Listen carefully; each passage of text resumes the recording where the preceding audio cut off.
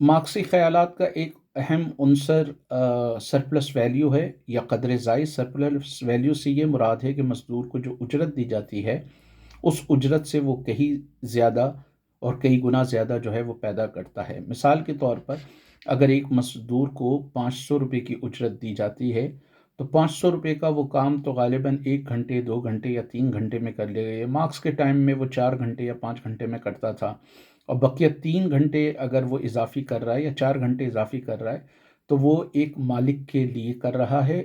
और इसका मतलब ये है कि अगर वो 500 उसको उजरत मिल रही है, वो इन रियलिटी काम हो सकता हो 2000 का कर रहा हूँ। ये मुमकिन है कि मार्क्स के दौर में वो काम अपनी उजरत का 3-4 घंटों में करता था, लेकिन आज मैकेनाइजेशन के आने से और टेक्नोलॉजी के एडवांसमेंट की वजह से हो सकता है वो ये काम 1 घंटे में कर लेता हो, और बाकी 7 घंटे वो जो है वो सरमायादार के लिए करता है। इसीलिए हम देखते हैं जिसको मार्क्स सरप्लस वैल्यू या कदर ज़ायद का नाम देता है। मसलन जो 7 घंटे उसने इजाफी काम किया है वो सरप्लस वैल्यू है। तो किसी एक प्रोजेक्ट पर अगर 5,000 मजदूर काम कर रहे हैं और हर मजदूर रोज़ाना 7 घंटे काम कर रहा है इजाफी तौर पर, तो आप अंदाज़ा लगा लें कि 5,000 मजदूर कितना काम करते हैं। इस कदर ज़ायद से, जिसको सरमायादार मुनाफा का नाम भी दे सकता है, सरमाएदार ना सिर्फ मशीनें ख़रीदता है, अपना कर्ज़ा उतारता है, मज़दूरों की मज़दूरी अदा करता है और अपने फ्यूचर एक्सपेंशन के लिए भी इसमें से सरमाया निकालता है। कुछ सरमाया यकीनन वो कर्ज़ भी लेता है, लेकिन वो भी निकालता है। तो आप अंदाज़ा कर लें कि ये कदर ज़ायद कितनी अहम है। तो कदर ज़ायद की ही वजह से ये होता है कि एक सरमायादार के पास एक फैक्ट्री होती है, वो 2 बनाता है, 2 से 3, 3 से 4, 4 से 40, और अपनी पूरी एम्पायर बना लेता है। उसके पास एक घर होता है तो 2 घर करता है, 2 से 4 उसके पास लंबी कारें होती हैं, तो वो मज़ीद महंगी गाड़ियाँ ख़रीदता है, और हो सकता है जहाज़ और स्पेसशिप तक बात पहुँच जाए। और ये सब कदर ज़ायद की वजह से होता है। और लेकिन ये बहस है कि जो टेक्निकल स्किल्स वाले लोग हैं या जो पढ़े लिखे लोग हैं, उनसे कदर ज़ायद उस तरह वसूल नहीं की जाती। ये डिपेंड करता है कि जो वाइट कॉलर जॉब कर रहा है, टाई लगा के कर रहा है, बज़ाहिर हमें लग रहा है कि उसका इस्तेहसाल नहीं हो रहा, क्योंकि उसको एक मज़दूर के मुकाबले में 35,000 की जगह जो है वो हो सकता हो मुमकिना तौर पे 1 लाख रुपए मिल रहे हों, 1.5 लाख रुपए मिल रहे हों।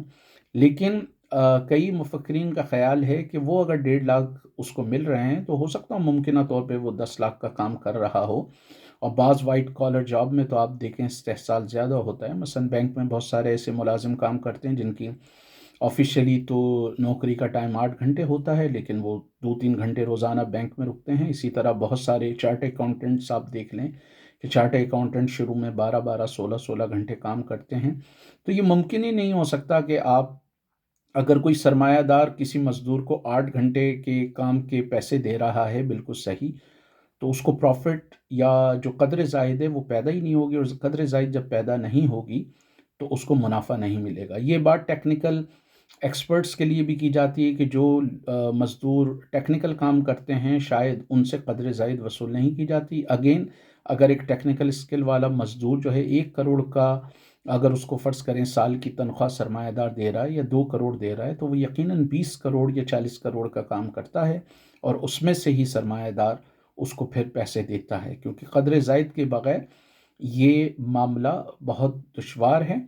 और ये ज़रूर है कि कदर जो टेक्निकल टीम है उसमें वो 500 मज़दूरों से उतनी ही कदर ज़ायद वसूल करे जिसमें जिसकी निस्बत एक फैक्ट्री में शायद 5,000 मज़दूरों से वो जितनी कदर ज़ायद वसूल करे, इतना एक टेक्निकल कंपनी में हो सकता है वो 500 मज़दूरों से कदर ज़ायद वसूल करे। लेकिन वसूली का तसव्वुर यहाँ पर भी है और कदर ज़ायद का तसव्वुर यहाँ पर भी है। तो ये कहना कि टेक टेक कंपनियों में या हाईली स्किल्ड जॉब में जो है वो इस्तेहसाल नहीं होता, आप उनकी प्रॉफिटेबिलिटी का भी मार्जिन देखें कि उनकी प्रॉफिटेबिलिटी भी वैसे ही ज़्यादा होती है, और ऑफ कोर्स उसमें भी कदर ज़ायद का तसव्वुर होता है।